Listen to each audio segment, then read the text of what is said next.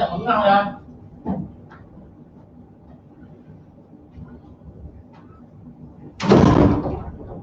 Cekat. Mengah lah. Lepas Dah live lah. serius lah. Dah live. Ada pula ya? Ada pula? Ha? Berapa ni? Satu view. Macam ada tu satu tu. Cik dia sediakan soalan je lah kan. Oh ni dah. Lepas dia kata Prof Nazri dalam diri petani slot FSDP Prof Nazri ada link dia tak? Dia nak link. Dia Nak live sendiri. tak takut tiga. Minta profil Facebook. Kami jadikan admin je lah. Kami nak live Lagi sendiri. account lah. Account profile Facebook tau. Profile. Bukan page cakap dia. Profile Facebook. Facebook. Bukan page. Nanti kami jadi admin. Nanti boleh live terus di page kami. Boleh live terus. Terus dari Profile Facebook. Bukan page. Akak tak faham. Dr. Nazri kena pergi sana ke? Datang sini tak apa. Seloknya Hmm. Seloknya Datang sini lah senang.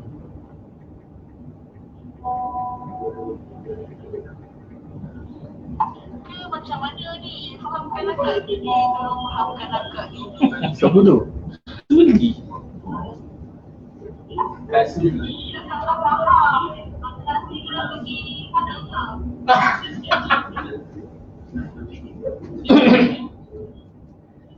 Jadi intro je lah. Sekejap. Dah boleh start. Boleh?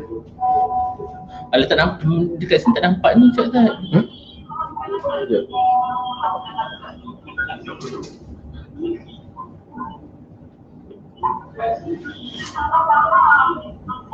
Dah boleh start Cak Zat. Siap. Nak nampak muka. Kenapa tak nampak muka ke Cak Zat? Sebab saya buat. Kalau tak nampak. Nampak? Tak nampak. Nampak? Tak ada, tak keluar. Kosong.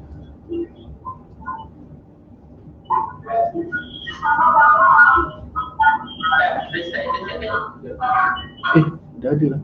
Sekejap. Sekejap nanti gambar Didi dah ada tau. Saya cuba buka. Tak apa. Terus je naik. Sekejap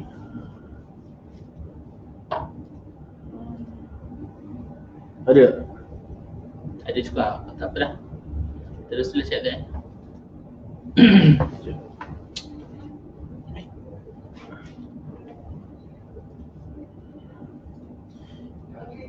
Bismillahirrahmanirrahim. Assalamualaikum warahmatullahi wabarakatuh.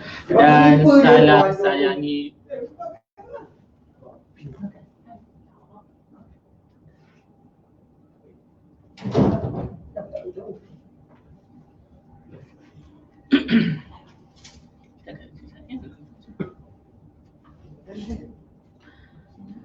Ya, Assalamualaikum warahmatullahi wabarakatuh. Dan salam sayangi UPNM kita. Kita bersua kembali dalam sesi live Facebook bersama fakulti di Universiti Pertahanan Nasional Malaysia UPNM. Bagaimana adik-adik? Pagi tadi dah mengikuti info-info dari Fakulti Perubatan dan Kesihatan Pertahanan di bawah UPNM juga. So kita selingkan dan kita teruskan untuk slot yang seterusnya. Kita akan bersama dengan Fakulti Kejuruteraan FKJ di mana di sini terdapat banyak-banyak program di bawah aliran Fakulti Kejuruteraan. Okey.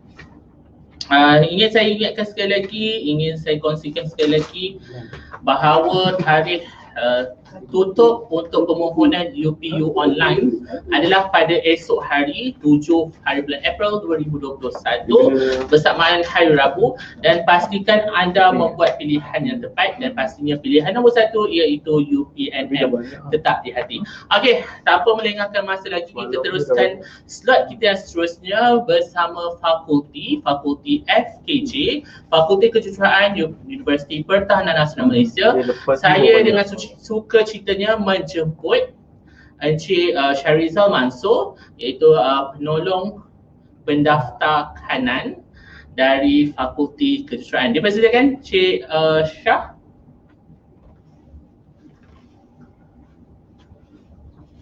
Okay, Assalamualaikum warahmatullahi wabarakatuh.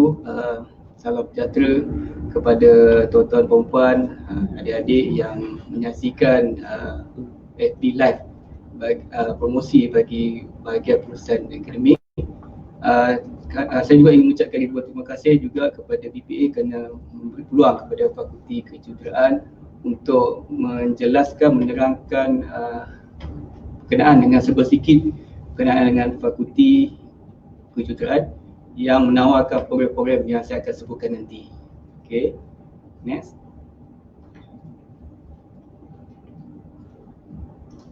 Okay, ini adalah vision dan mission daripada FKJ. Saya itu untuk pelajar boleh fokus dari segi berkenaan dengan engineering and defense technology. Itulah perbezaannya di antara FKJ dengan Fakulti Kejuruteraan yang lain, yang mana kita berteraskan kepada pertahanan dan keselamatan dan juga kepada teknologi, iaitu defense technology.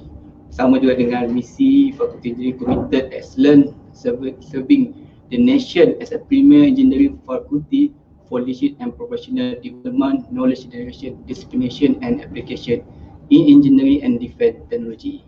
Okay, next.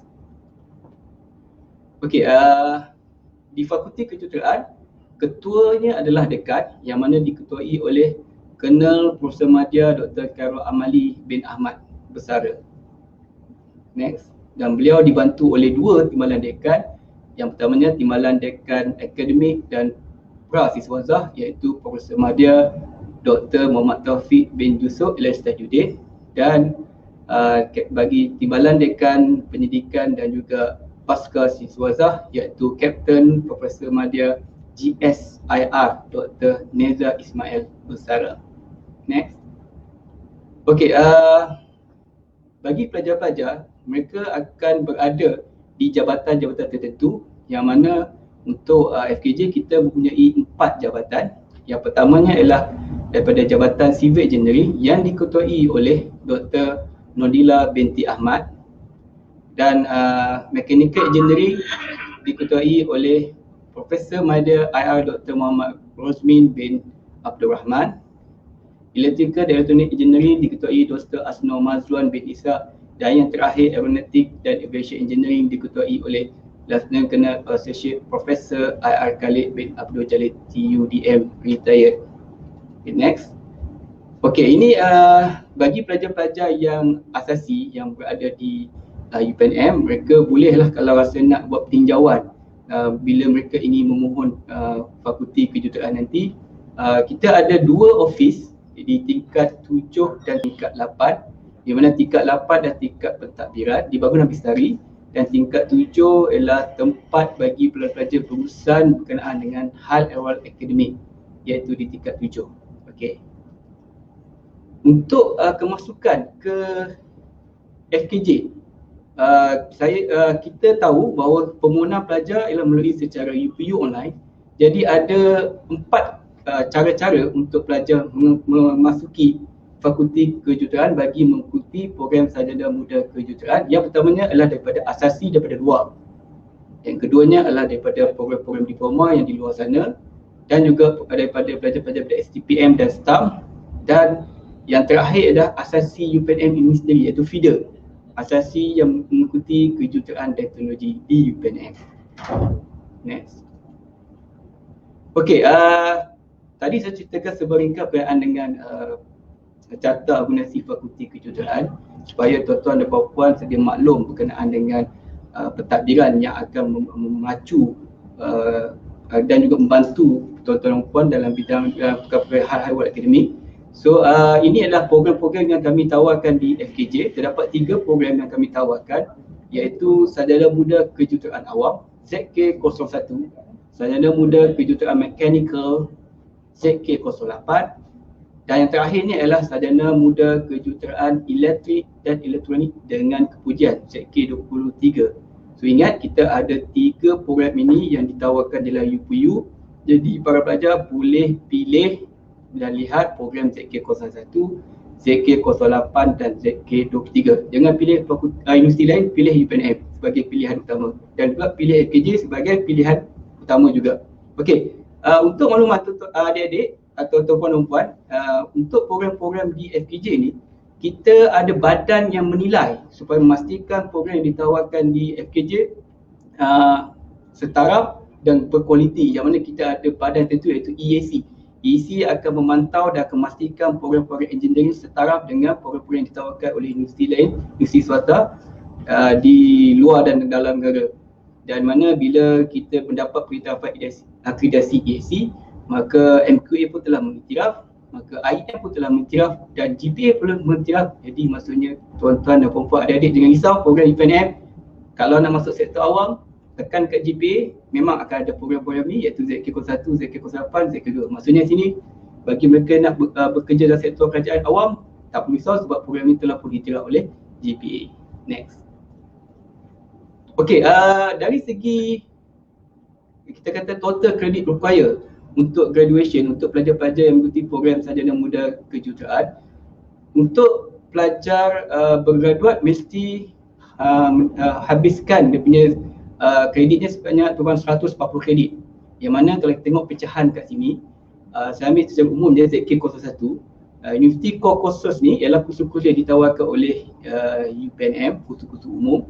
Dan manakala universiti elective courses ni iaitu 6 kredit ni adalah kursus-kursus yang fokus kepada 3 perkara, iaitu 3 pelajar, iaitu pelajar yang mengambil pelajar yang mengikuti secara kadet dan juga secara iaitu mengikuti lapis, dan mungkin ada pelajar yang mengambil pelajar awam atau satu pelajar awam, iaitu kursus-kursus daripada curriculum. So itu 6 kredit. Mana program core courses iaitu 81 kredit, yang mana program ini adalah core pada program yang diikuti oleh pelajar. Manakala fakulti core courses ni adalah semua pelajar bagi ZK01, ZK08, ZK03 akan mengambil kursus yang sama, dan program elective courses akan ada 9 kredit bagi ZK01, ZK08 9 dan ZK23 12. Di mana program elective courses ni sebenarnya dalam program elective courses ni ada banyak courses, dan pelajar hanya memilih 9 kredit je ataupun 3 subjek je untuk melengkapkan keseluruhannya sebanyak 140 kredit. Program ini 140 kredit, pelajar akan belajar selama 4 tahun dan 4 tahun dan juga 8 semester pengajian. Okay, next.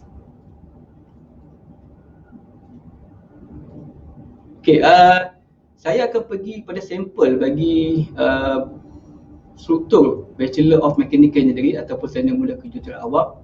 Boleh tekankan tu?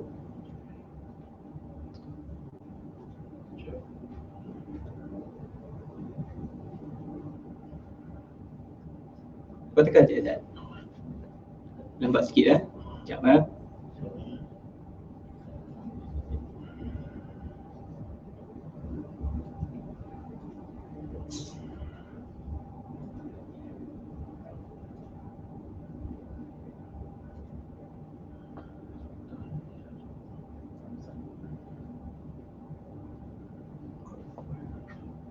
tak ada, kita next kot sini.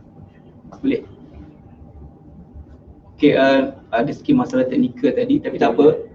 Kalau pelajar yang mana ada saya nampak tu QR code tu boleh scan untuk bila tekan kat scan pada QR code tu, maka pelajar-pelajar akan dapat buku panduan akademik yang tahun lepas, untuk pelajar-pelajar boleh melihatlah kursus-kursus yang kami tawarkan pada setiap semester.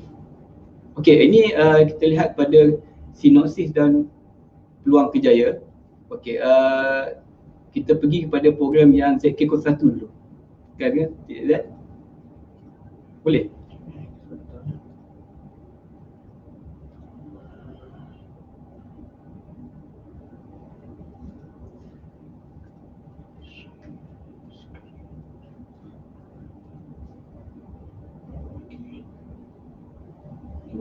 Boleh. Okey, alright. Untuk sarjana muda kejuruteraan awam ni, sinopsis program kejuruteraan awam ni, kalau ikut ni saya bacakanlah. Program ini adalah bertujuan melahirkan para graduan yang berkelayakan akademik dan berkemahiran dalam bidang kejuruteraan awam. Jadi para graduan akan diterapkan dengan budaya ilmu kejuruteraan supaya mempunyai personaliti dan kepribadian yang unggul dan mampu berdikari sebagai jurutera profesional serta menyumbang kepada pembangunan masyarakat dan negara. Walaupun panjang saya kena baca juga sebab ini adalah penting kepada pelajar supaya faham bila mengikuti program ZK01, ZK01 sarjana muda kejuruteraan awam, faham program yang ingin diikuti, iaitu mana pelajar ini akan belajar melalui reka bentuk struktur, macam mana buat asas bangunan, teknologi konkrit dan besi, geoteknik, geometrik, pengurusan projek binaan dan pengurusan sumber air, sistem binaan industri IBS, teknologi bangunan pintar dan bahan-bahan binaan. Jadi maksudnya sini secara umumnya kalau adik-adik atau puan lihat bangunan-bangunan tinggi di pencakar langit itu adalah daripada daripada hasil daripada mereka yang mengikuti program-program kejuruteraan awam. Okey, tempoh mengajar sebenarnya 4 tahun. Back balik Cik Yazad. So bilangan keperluan pelajar untuk sarjana 01 sarjana muda kejuruteraan awam ni kita hanya memerlukan 40 pelajar saja. Terhad kepada 40 pelajar saja. Jadi pada mereka yang mohon ZK01 mohonlah segera. Okey, next. Okey, bila dah ambil program ZK01, apakah peluang kerjaya yang akan diperolehi oleh pelajar? Okey, prospek pekerjaan dan karier bagi bakal graduan adalah amat cerah kerana bidang ini merupakan bidang yang amat penting dalam pembangunan negara.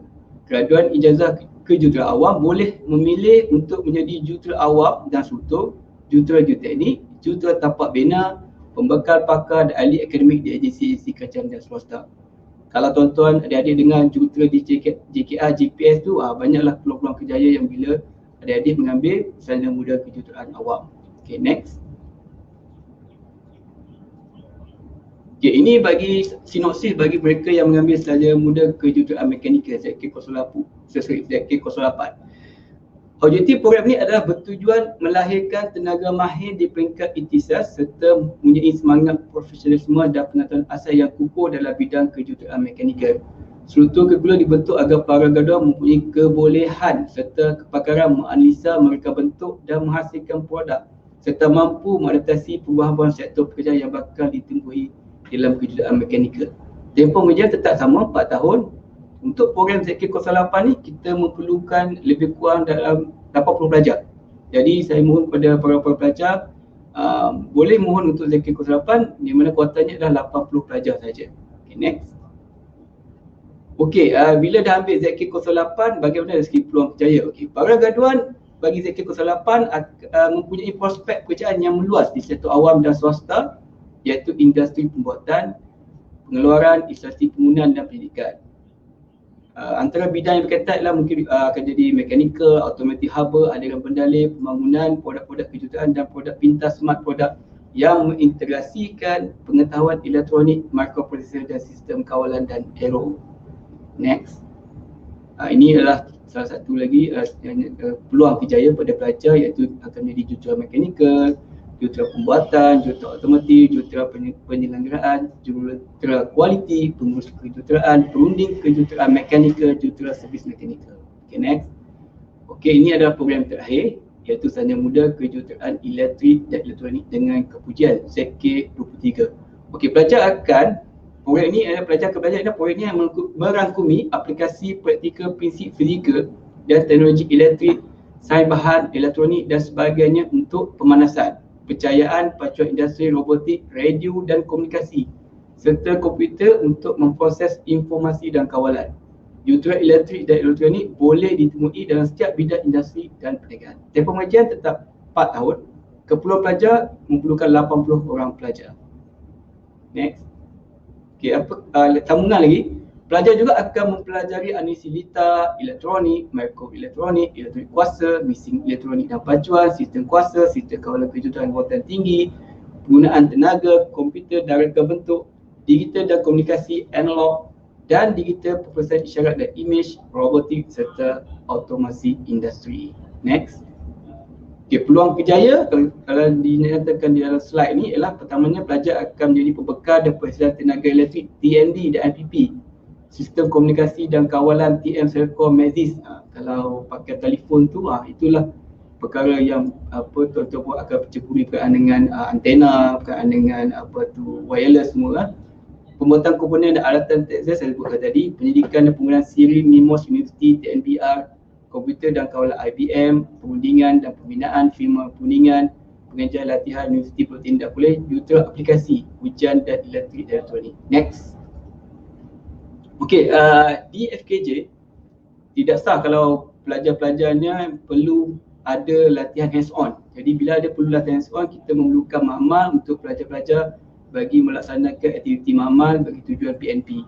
So di FKJ kita mempunyai PAP 1 lab, satu makmal yang mana terdiri daripada Department Civil Engineering ada 10 lab, Department Elektrik dan Elektronik ada 14 lab, Department of Mechanical Engineering ada 15 lab dan Department Aeronautic Aviation Engineering kita ada 2 lab. Boleh Cik Azhar tekankan untuk Department Mechanical, kita boleh tengok mama ini secara video untuk tuan-tuan dan puan adik dapat melihat fasiliti yang berada di FKJ, fokus kepada makmal di Jabatan Kejuruteraan Mekanikal. Video makmal tu Encik. Cuba. Video makmal.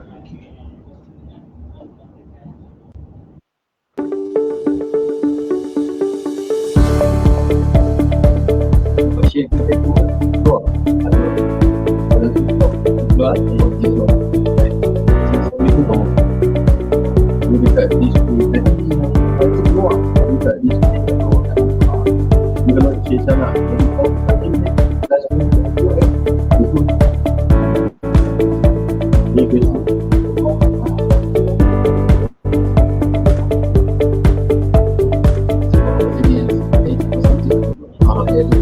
dia boleh scan khusus tu kita tak nak dia boleh scan lah.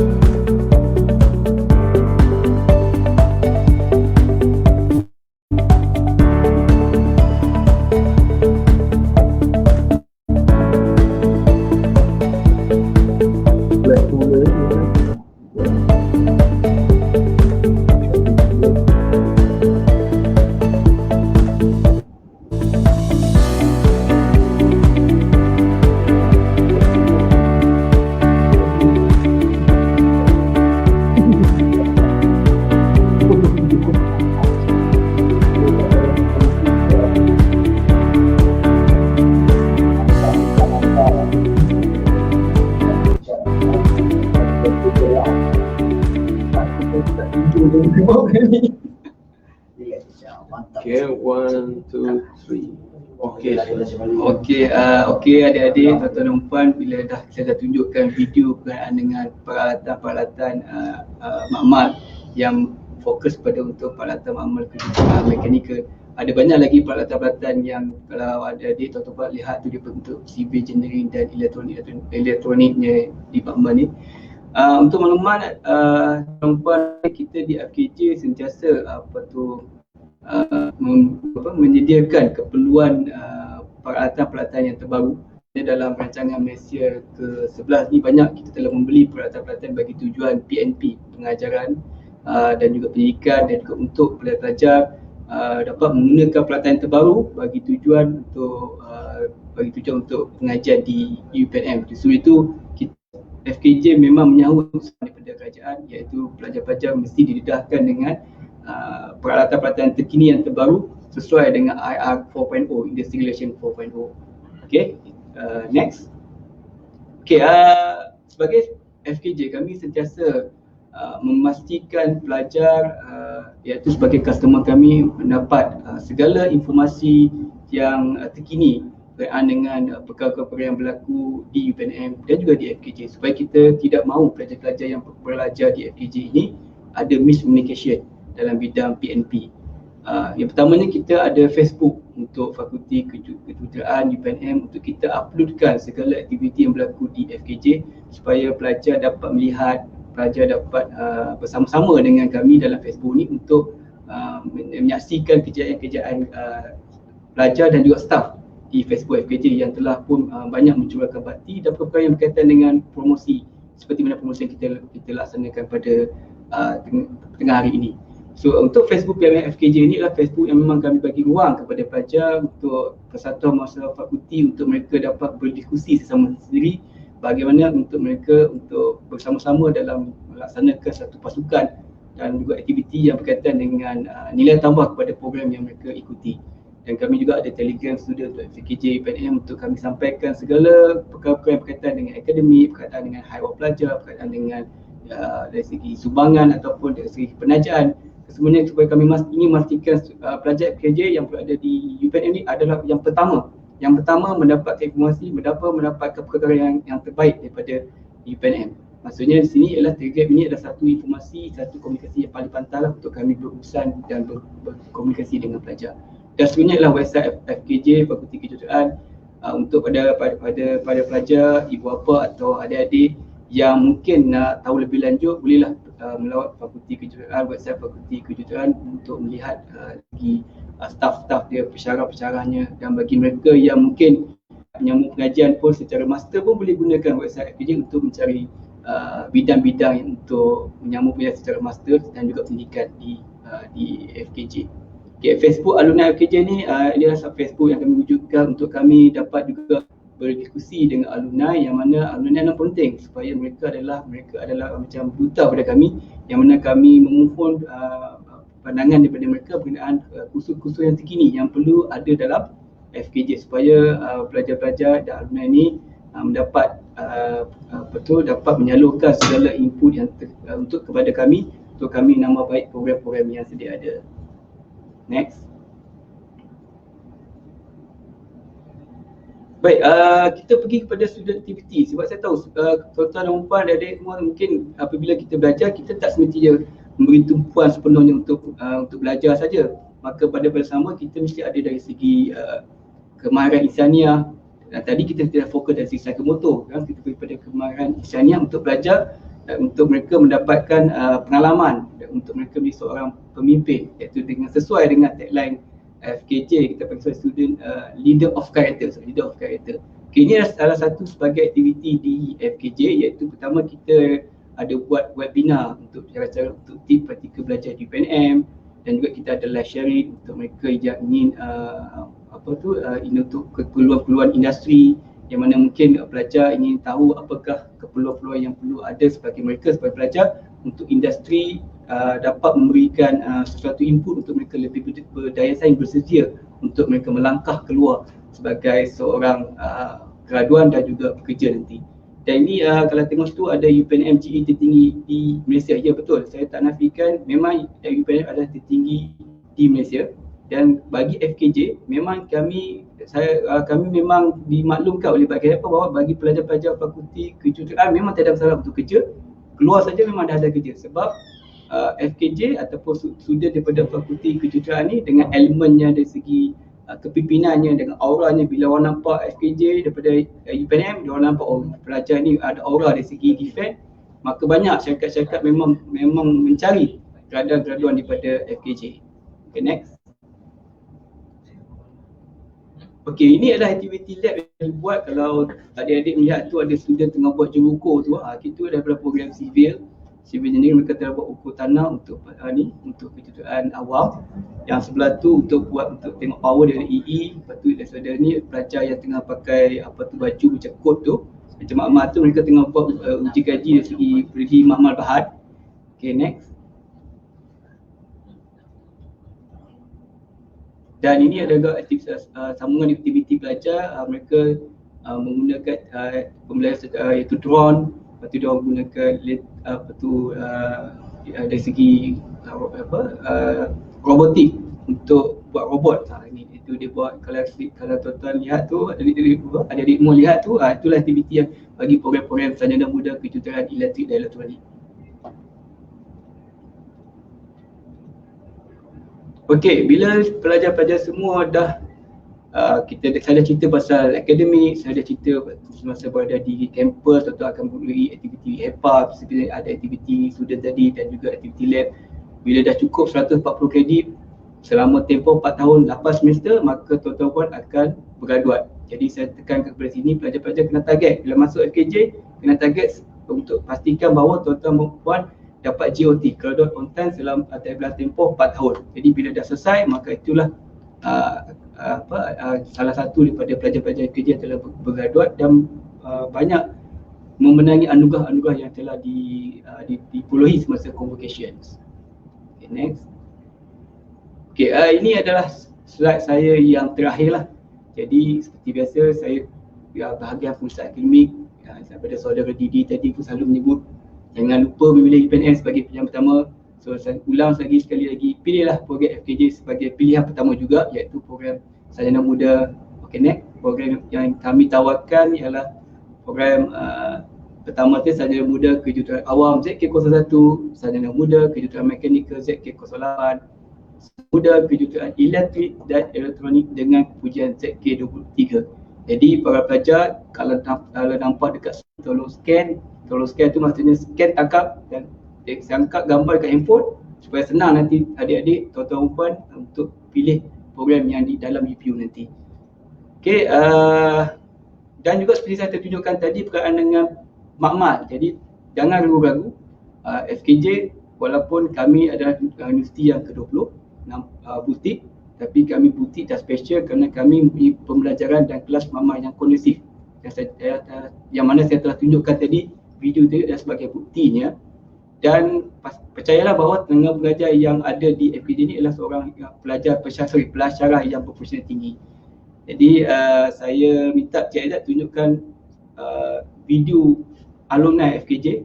Kalau saya cakap ni mungkin tak berapa percaya, tapi lihatlah pelajar-pelajar daripada alumni FKJ. Tokoh Kadet Muhammad Yasir bin Hakimi, pelajar jurusan Elektrik dan Elektronik, Fakulti Kejuruteraan Universiti Pertahanan Nasional Malaysia. Panjang pengajian selama 4 tahun di dalam fakulti ini, banyak perkara yang telah saya pelajari. Bagi saya, fakulti ini menyediakan kemudahan prasarana yang terbaik dalam bidang pelajaran dan pembelajaran.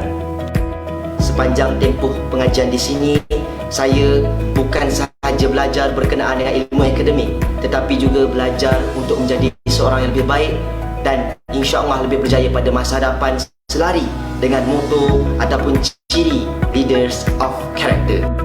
Percayalah, fakulti ini setanding dengan fakulti-fakulti dalam institut pengajian tinggi yang lain dalam maupun di luar negara. Percayalah. Daripada saya mengalu-alukan kepada pelajar untuk memilih UPNM sebagai pilihan pertama, khasnya daripada sarjana muda kejuruteraan di FKJ.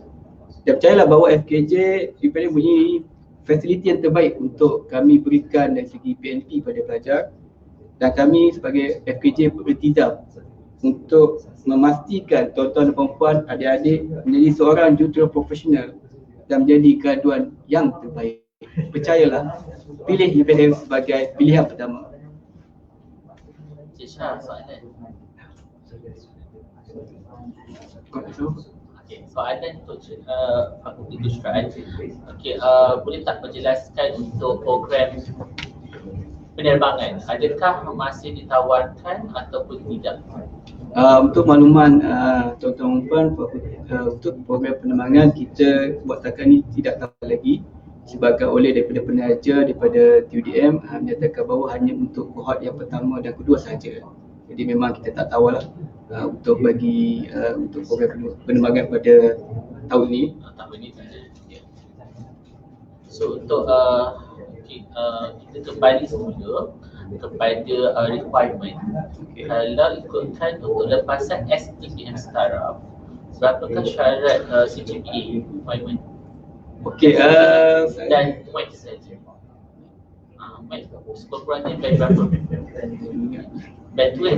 Band tu saya okey, kalau benda tu saya rasa mungkin tuan-tuan dan puan adik mungkin boleh tengok daripada syarat-syarat kemasukan, sebab saya benda tu kalau syarat-syarat ni ada perkara minimum, tapi untuk secara umumnya bagi mereka yang memohon secara asasi, sains dan asasi, kejuruteraan dan sains teknologi.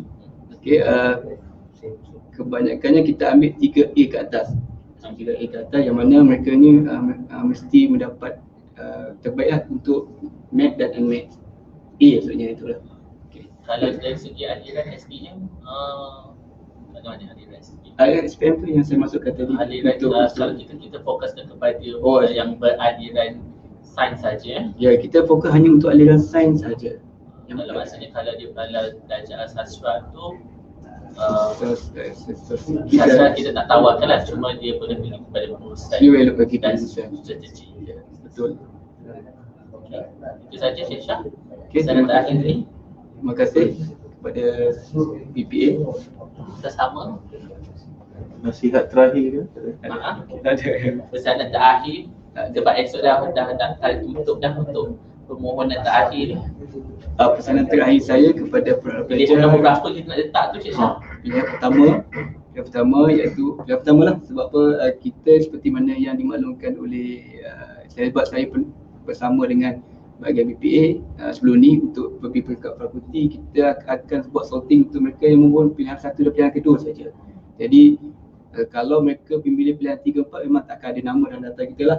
Jadi kita memang mohon pada mereka pilih pilihan 1 dan kedua, dan subjek tu mesti daripada sains. Manakala saya juga pesan juga kepada mana-mana yang diploma, memang yang nak mohon sarjana muda SPM sama diploma. Jadi boleh tengok syarat dia. Maksudnya kita pernah ambil daripada pelajar-pelajar diploma, dan mereka yang mana mempunyai kelayakan yang tentu boleh kita setarakanlah dia punya kursus dia untuk dia dapat pengecualian kredit. Ya. Jadi saya rasa tak ada isu pasal mereka nak masuk FKJ asalkan mereka melihat pada syarat kemasukan dan mereka memenuhi syarat kemasukan yang telah ditetapkan oleh UPU. Ya. Terima kasih sekali lagi Cik Syah. Saya sama BPA. All the best. Terima kasih. Okey, terima kasih Cik Syah. Itulah tadi sedikit informasi yang berguna kepada adik-adik untuk membuat pilihan utama dalam memilih permohonan UPU untuk lepasan SPM dan STPM setaraf. Saya ingatkan sekali lagi, pilihan nombor 1 tetap menjadi pilihan utama adalah Universiti Pertahanan Nasional Malaysia. Okey, kita nak sambung. Okey, kita stop dulu, kita rehat dulu dan kita akan sambung kita punya sesi live bersama Fakulti Universiti Pertahanan Nasional Malaysia sebentar lagi bersama Fakulti Sains dan Teknologi Pertahanan FSTP. Okey, terima kasih.